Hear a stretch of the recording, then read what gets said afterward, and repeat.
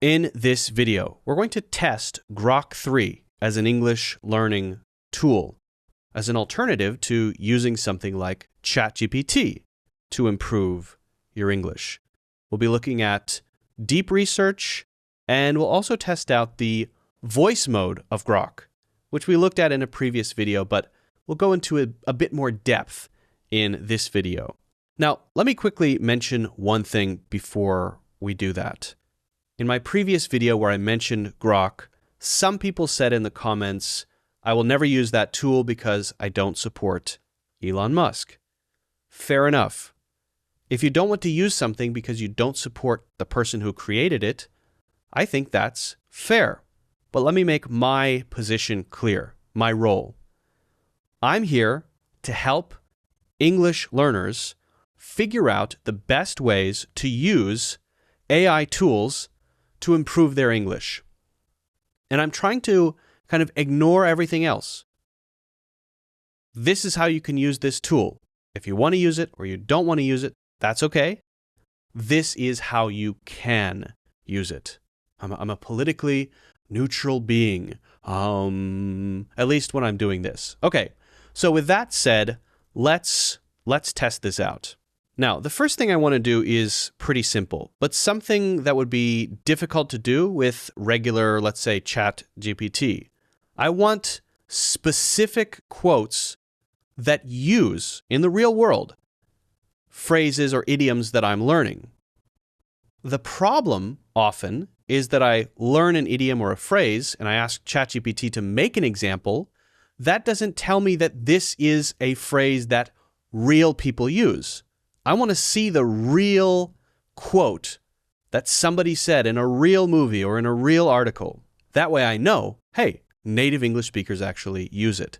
So with something like deep research, and there are other options out there, Perplexity is another one which is pretty good, I can say, go find them for me and bring them back to me. Show me the quotes, right? So I'm an English learner, research quotes from articles, videos, etc. that use the following three phrases. Get over it, knock it off, alrighty then. Include links to the quotes and include additional examples where relevant. Use simple formatting. So let's try this out. Okay, let's zoom into the results a little bit. Thought for 129 seconds. 321 sources, 234 web pages. Whoa. Research suggests quotes using get over it, knock it off, and alrighty then can be found in various articles and media. Quotes and sources. Quotes using get over it. Get over it, get on with your life. Sally Field from an interview discussing personal growth. Quotes using knock it off. Then knock it off. Dan Savage from an article on handling heartbreak. Alrighty then. Jim Carrey as Ace Ventura from the movie Ace Ventura: Pet Detective.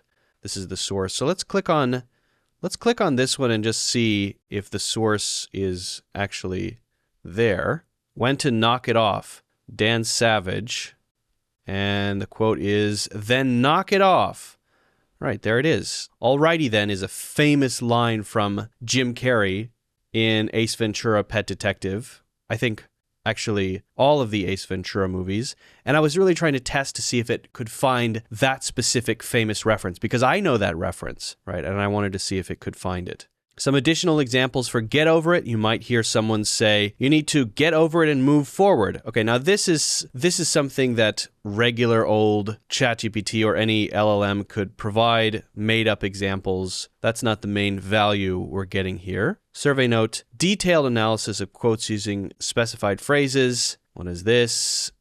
Catering to English learners seeking examples. Okay, this is not what I was looking for. Findings by phrase. There are the quotes, and I would like to have more links. It would be nice to have more links with more examples. It's only giving me one for each, so that's a little disappointing, but it is what I asked for, so also helpful. Let's try out one more. I want you to find a complete list of English sounds with example words that include these sounds. Please use common phonetic spelling without phonetic symbols. If you can provide a link with playable audio, please do. So English has, I think, 44 different sounds called phonemes, and I want a complete list, and it would be great if I can click on something too. Now, while Grok is doing that, let's do the same request with regular ChatGPT. Okay, we're getting a web search with 44 sounds. I did ask for this without the symbols, so that's okay. I can't listen to it, but that seems to be a pretty good list. Short vowel sounds. All right, that seems okay. That seems okay. I wonder if we get something different if we do deep research with ChatGPT. So let's click deep research just to compare. And you know what? While we're at it, why don't we do Perplexity as well? Perplexity deep research versus ChatGPT deep research versus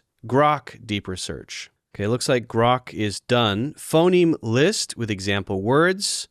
Vowel sounds starting with A short, E short, I short, cat, egg, inch, odd, up, long sounds.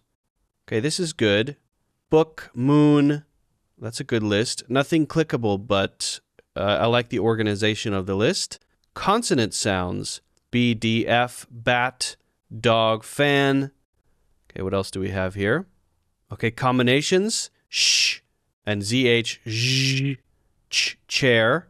TH, voiceless, thin. TH, voiced, this. That's correct. Audio resource. For playable audio of these sounds, visit Magoosh's phoneme list, which includes audio clips.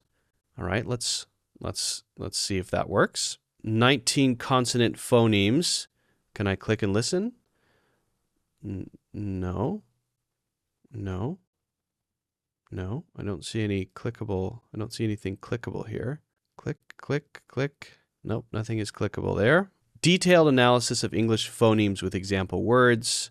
That's the same list again, I think. Yeah, nothing. Yeah, I think that's just giving me the same thing twice. Okay, so not bad, but not that much better than regular results, to be honest. With this particular research project, I don't know if it's that much better with deep research, to be honest. Perplexity. Consonant sounds. Oh, I don't like how this is formatted at all. What a mess. What a mess, I have to say. The paragraphs, this is a mess. This is not good. No. I don't like that. I don't like that. I don't like this. I don't like this. Perplexity usually does an okay job, but no. ChatGPT is still working. So let's give ChatGPT a chance here. But overall, yes, Grok gets a point for formatting, for accuracy, and giving sources with this Magoosh phoneme list. But on clicking on this list, I don't get audio that I can actually play. And it would be even cooler if I could get a unique link for each sound. I know that's asking for a lot, but that would be very cool. Okay, so here are the ChatGPT deep research results. 14 minutes, 16 sources. Wow. English is often said to have 44 distinct sounds or phonemes. Nice. Consonants, 24. P, as in pen, map, sound, a brief puff of air, as in pin. I like this formatting a lot, I have to say. That's very intuitive, putting the sound, the letter, at the beginning and the end. This link is just another list, so it also doesn't have clickable audio, which is unfortunate. That's asking a lot. I know that's tough, but this format is really good. CH as in church, watch, sound. CH in chair, a T plus SH blend. Exactly. I find this really intuitive. I really like this way of explaining how the sounds sound with examples. ZH as in measure, vision, a soft zh. Wow, I actually really like that. Note, most English dialects do not distinguish WH from W. For example, which is pronounced the same way as which in general American and modern British English. Yes, but what about who? Sometimes WH does sound different. Now the vowels, again, I really like how this is laid out. Cat, apple, with short A and examples and then how to say it, followed by long sounds. This is a really, really good breakdown. For this particular request, the results are pretty similar, except Perplexity's were hard to read through. It was a jumble. ChatGPT's results are very good, a great breakdown, most importantly, fantastic formatting and organization. The format does matter, right? And then in Grok, a lot of depth, accurate and good, pretty good formatting. However, repetitive and not as intuitive, in my opinion. This doesn't tell me exactly how to say it. It doesn't give me those little clues that I get with ChatGPT. So interesting, but I have to give this one to ChatGPT Deep Research. I have to. Okay, so now let's try out the voice mode of Grok. You may have seen the head-to-head video that I did trying out all of the top AI voice modes. Well, that was pretty general. Grok did a pretty good job giving feedback, really good feedback on my English, sticking to the instructions, making it pretty conversational and light. And I really like that you can see text, live text, the transcript on screen. I want to do something very focused. I want to work on my debate skills. Can I express an argument clearly, logically? Can I back it up? What if someone disagrees with me? If I feel kind of nervous in that situation, how do I handle it? Hi, Rex. I'm an English learner. I'm working on my debate skills. I want to be able to express myself clearly, explain an argument, support what I'm saying, and I'd like your help. I'd like you to have a debate with me on the topic of the value of higher education versus real-world experience. You can take either side you like. And I want you to, as we go, give me occasional feedback, recommendations for phrases I could use, things like that. Hey, Luke. Good to hear you're working on your debate skills. That's a solid goal. I'll debate you on this topic, higher education versus real-world experience. I'll take the side of real-world experience being more valuable. Ready when you are. Just kick it off with your opening argument for higher education, and we'll roll from there. I'll toss in some feedback as we go to help you sharpen up. Let's do this. In my think, the higher education have a very value because when you going to the education, for example, the university for master degree, you focusing on one subject and have many pressures on you to being very dedication and learning very serious, reading many books that most people don't have the usual daily discipline to do. All right, I hear you making the case for higher education, saying it's valuable because it forces you to focus on one subject, builds dedication, and gets you reading books most folks wouldn't tackle on their own. Solid start. For a smoother argument next time, try something like, higher education is valuable because it hones your focus on a single field, demands dedication, and pushes you to engage with complex material. What did I say that was wrong, though? Can you tell me some specific things I said that were wrong? Oh, no, it's not that you said anything wrong content-wise. Your point about higher... No, I mean my English. Did I say any incorrect English that should be corrected?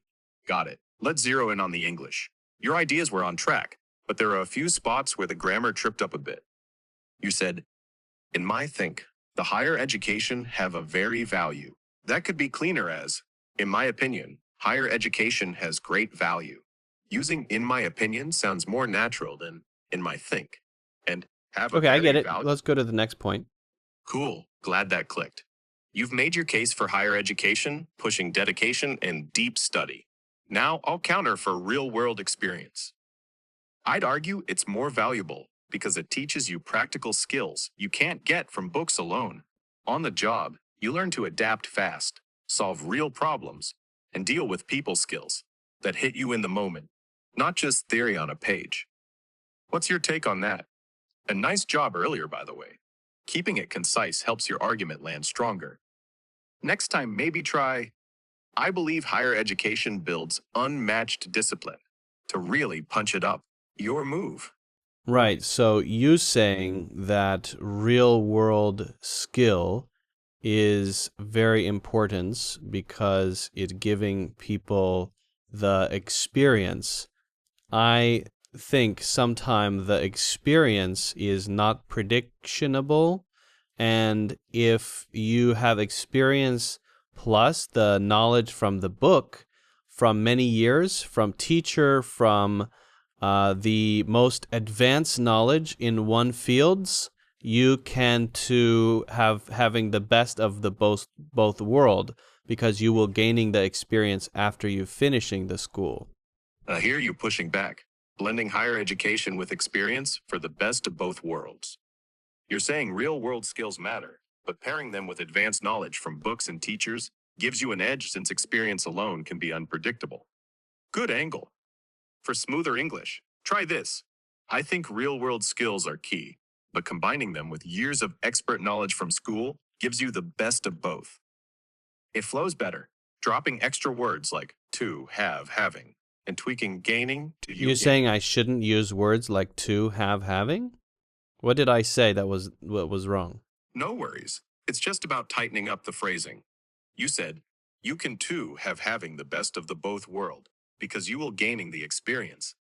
The to have having part is extra and muddies it. English flows better without stacking those verbs. Also, you will gaining should just be you gain to match the tense and skip the ing. So, it'd sound cleaner like, you can have the best of both worlds because you gain experience after school. That's all, just smoothing it out. Not a big wrong, just a tweak. Oh, hey! This is my AI voice clone. My son called me while recording, which automatically ended the Grok chat. It's the best possible way to be interrupted, in my opinion. He is very cute. Anyway, I think we saw enough of Grok's voice mode. Grok is pretty good at live conversation. Pretty good. The voice isn't as natural as ChatGPT, but it's pretty responsive. You can interrupt with your voice. You can see the text on the screen as you're speaking or as Grok is speaking, which is pretty cool. And again, it follows instructions quite well.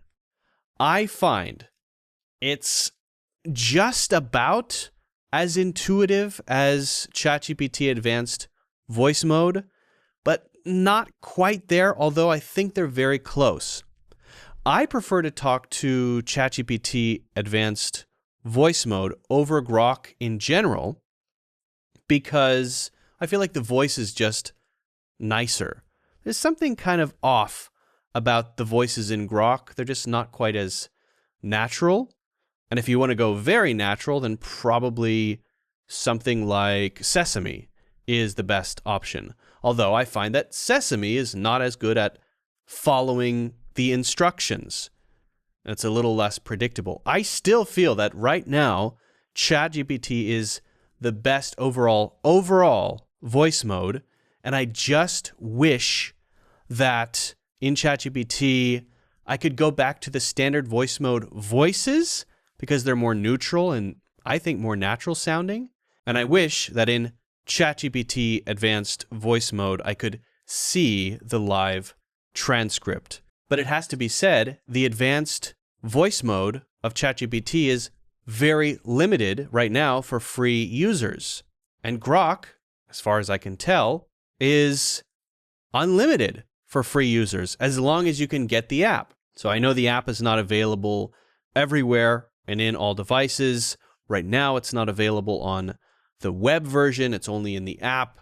So it's kind of limited in availability, but once you get it, as far as I can tell, there are no limitations for free users. And that's pretty cool.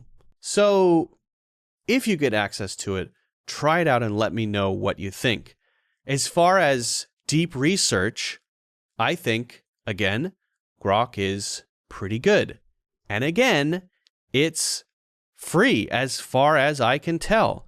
Whereas if you want to use deep research in ChatGPT, you have to be a Plus user.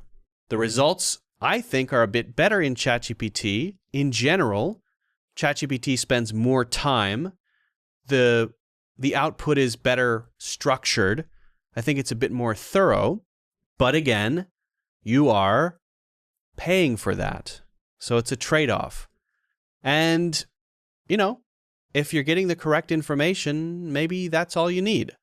So check out Grok Deep Research as well, and let me know what you think about that.